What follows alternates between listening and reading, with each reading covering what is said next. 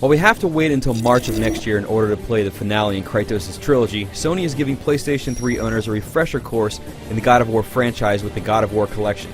This compilation includes both God of War 1 and 2, though not the PSP release Chains of Olympus, as porting that would have been a completely different process. Regardless of that, if you haven't already played either of the PS2 releases, or want to play them again in order to get ready for God of War 3, this is just what the doctor ordered. Do not forget that it was I who made you a god, Ghost of Sparta. I owe you nothing.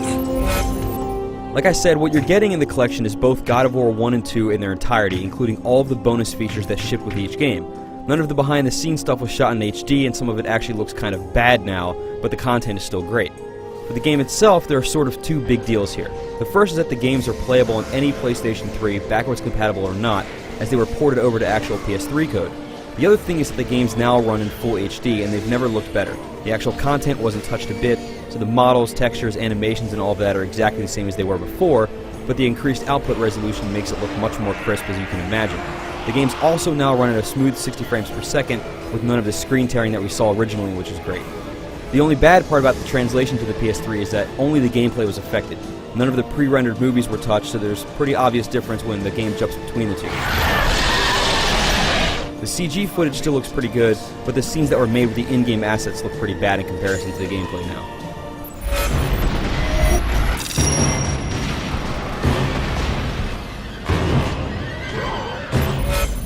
In terms of actual gameplay, there really isn't anything that's changed since the content was really untouched.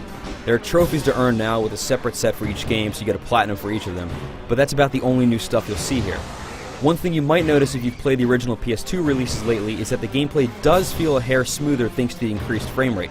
It's not a huge difference, and if you haven't played the originals in a while you might not notice it, but there is a subtle and nice difference.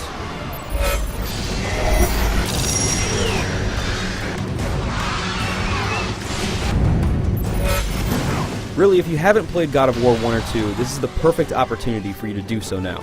The games have never looked better, and as the content was untouched, there's no reason to stick with the PS2 versions. For $40 you'll get two of the best action games ever made, which is one of the best bargains you'll find anywhere in gaming. For the full written review, head over to IGN.com.